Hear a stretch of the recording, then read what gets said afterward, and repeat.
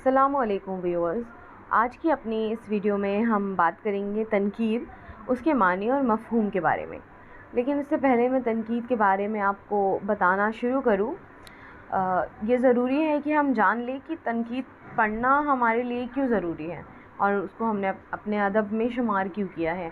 ऐसा नहीं है कि सिर्फ़ उर्दू ही अदब में तनकीद पढ़ते हैं, हिंदी हो चाहे कोई भी और ज़बान हो या कुछ भी, उसमें ये शुमार होता ही है।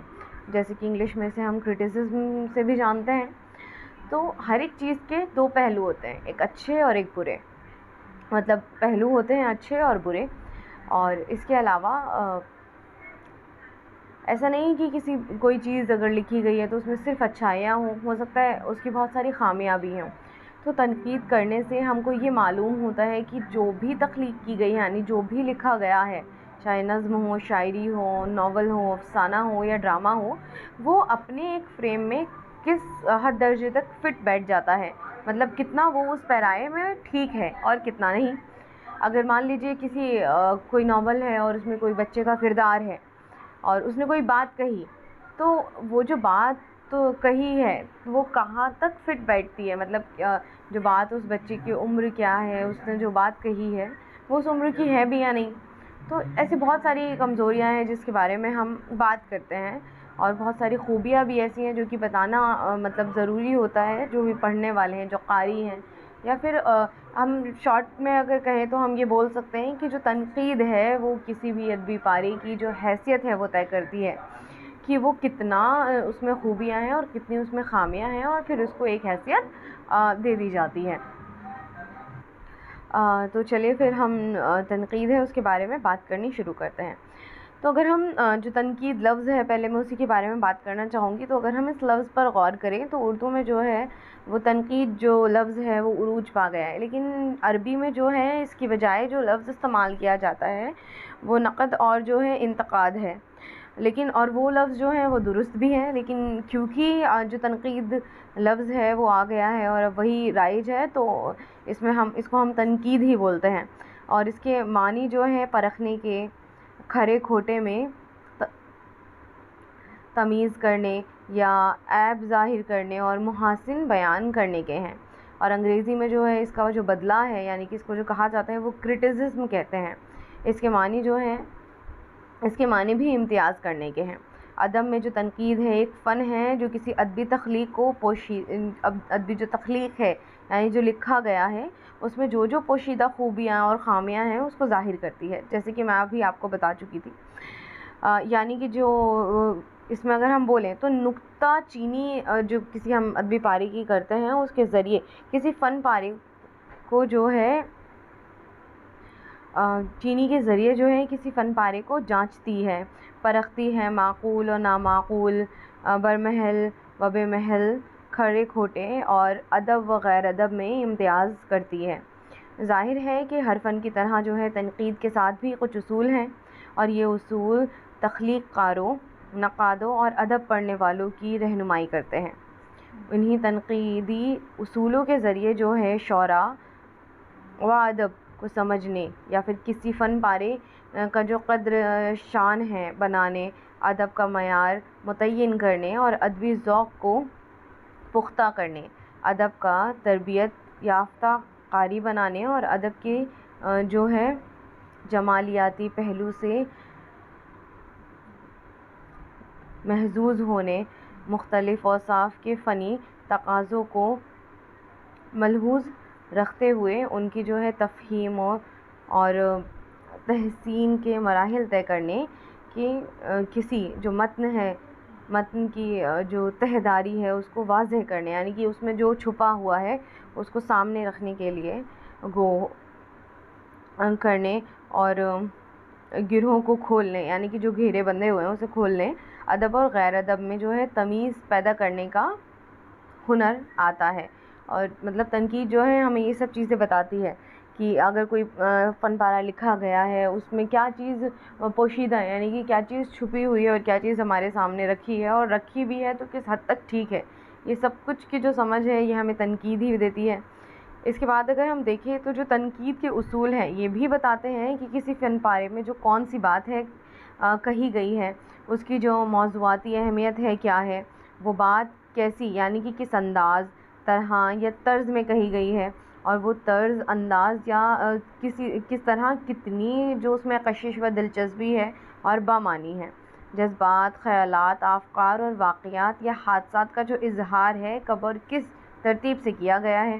کسی بات کو اگر کسی نے کہا ہے تو وہ بات اس کی ذات، جنس، عمر، حیثیت، لیاقت، پیشہ، ضرورت اور جذبات و احساسات کی صحیح موافقت نمائندگی کر رہی ہے یا پھر نہیں۔ مطلب جیسے میں نے آپ کو ابھی شروعات میں بچے کا ایک ایگزامپل یعنی کہ مثال دی تھی کہ اگر کسی بچے کے منہ سے مان لیجیے کوئی لائن کہی گئی ہے تو وہ اس کی عمر کے اکارڈنگ ہے یا نہیں ہے، جو اگر وہ جس طبقے سے تعلق رکھتا ہے وہ اس زبان کا استعمال ہے یا پھر نہیں ہے، وہ جنس پر مطلب اس کی جو جنس ہے وہ اس کو بھی متاثر کرے، تو یہ سب جو چیزیں ہیں اس میں دھیان رکھی جاتی ہے۔ اس کا جو لہجہ ہے وہ کیسا ہے، کسی فن پارے یا ادب پارے میں کیا کہا گیا ہے اور کیوں کہا گیا ہے، کب کہا گیا ہے اور کیسے کہا گیا ہے، اور ان سب کی جو معنویت ہے وہ کیا ہے۔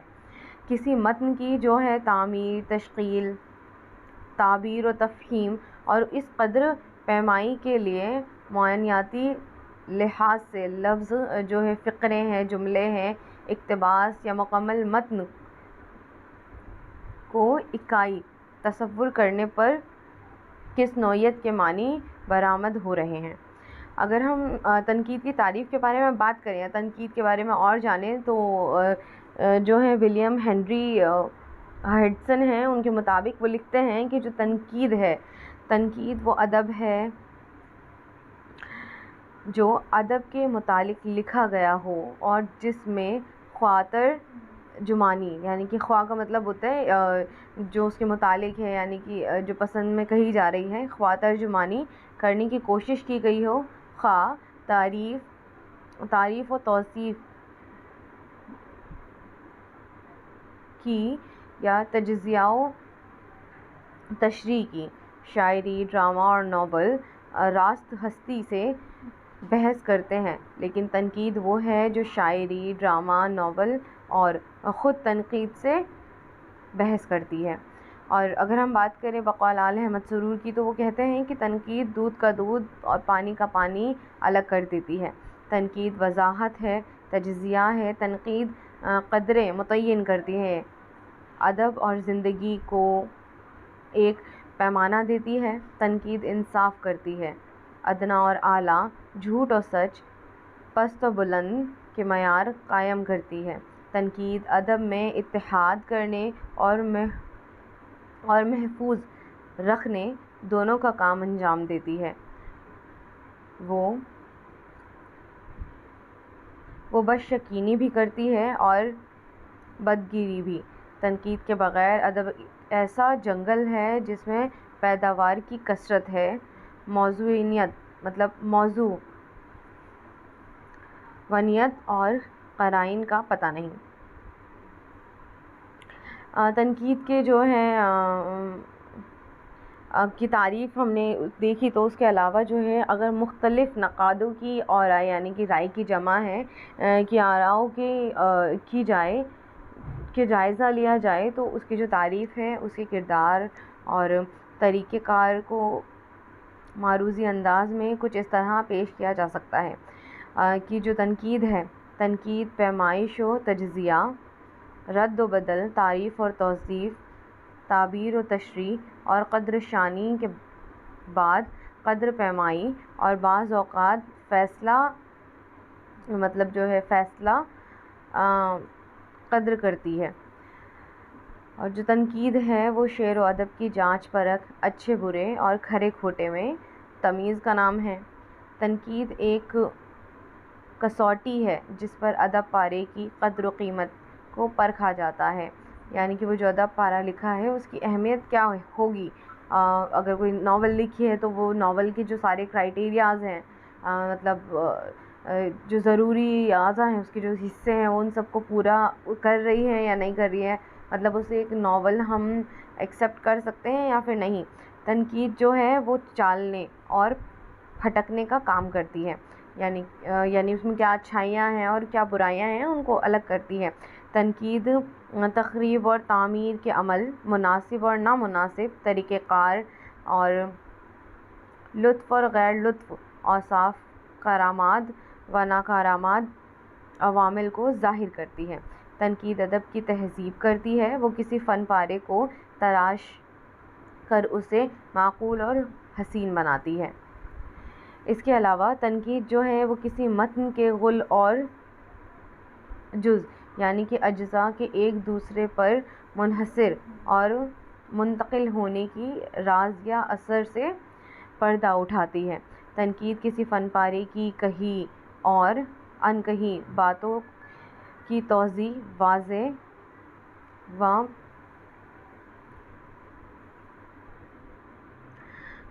و مبہم تصورات، مبہم یعنی کہ جو کلیئر نہیں ہے، انکلیئر کی تشریح اور ملبوس اور یا معنی کی تعبیر پر گفتگو کرتی ہے۔ تنقید کسی متن کے قاری کو شعور بخشتی ہے، اسے محدود ہونے، پابند رہنے اور وسعت و تہداری سے دوچار ہونے کا فن سکھاتی ہے۔ تنقید جو ہے وہ اپنے نظریہ و عمل کے لیے بھی اصول مرتب کرتی ہے۔ تنقید جو ہے وہ فلسفے، تاریخ، فنونی لطیفے، سیاست، سماجیات، گویا تمام تر علوم فنون یعنی کہ جو اور بھی اس کے علاوہ فن ہیں ان سے ادب کے رشتوں اور ادب میں ان کے استعمال کی اہمیت کو بھی اجاگر کرتی ہے۔ یعنی کہ اگر کوئی مطلب کچھ لکھا گیا ہے تو وہ کس ہمارے کون سے سماجی جو سوشل ایشو ہے اس سے بھی کنیکٹڈ ہے، یہ بھی ہمیں تنقید سے پتہ چلتا ہے۔ تو تنقید دوسرا پوائنٹ جو ہے اس کا، تنقید جو ہے وہ کسی ادبی تخلیق کی وقت اور حالات، زندگی کے نشیب و فراز، منصف و متن کی جو ہے نفسیات، تخلیق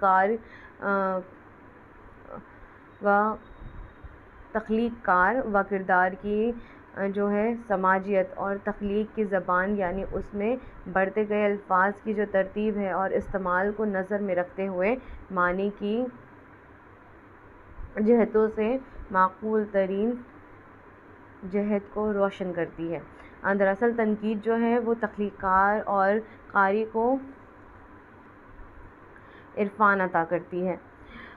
اس کے بعد ہم بات کریں تو جو ہے مجموعی طور پر ہم جو ہے یہ کہہ سکتے ہیں کہ جو شعراء و ادب یا متن کی جانچ پرکھ اور اچھے برے، کھرے کھوٹے میں فرق و امتیاز قائم کرنے کا نام ہی تنقید ہے۔ یہ ایک ایسا معیار ہے جس میں فن پارے کی تعیین قدر کی جاتی ہے۔ تنقید کا کام ادبی فن پارے کو جانچنا، پرکھنا، اس کی صحیح قدر و قیمت طے کرنا۔ ادب سے سروکار رکھنے والی تنقید کو ہم ادبی تنقید کہتے ہیں، اور زندگی کے ہر شعبے کی طرح ادب کی تخلیق کے لیے بھی تنقیدی شعور کا ہونا ضروری ہے۔ تخلیق جیسے کہ ہم اور بھی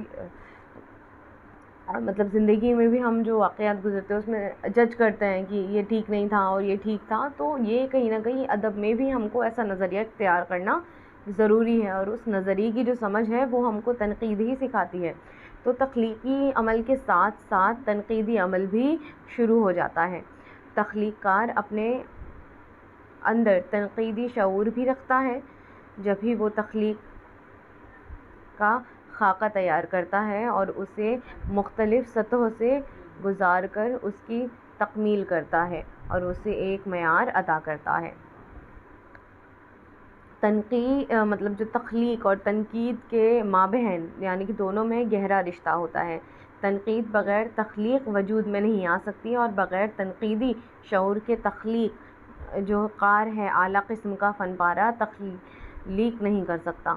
تنقید سائنٹیفک اور معروضی ہوتے ہوئے بھی اپنے اندر ادبیت کی شان رکھتی ہے۔ تنقید اور تخلیق دونوں مل کر انسانی زندگی کے مثبت اقدار کی حفاظت کرتے ہیں۔ ادب کے یہ دونوں اسالیب بنیادی طور پر خوب سے خوب ترقی کی جو انسانی تلاش کے دو روپ ہیں۔ جو انسانی زندگی اور مادی دنیا کی نشیب و فراز میں ایک اہم رول ادا کرتے ہیں۔ یوں تو تنقید کے بنیادی مباحث بہت ہیں۔ تنقید کو کسی محدود دائرے میں قید نہیں کیا جا سکتا۔ اس کے اصول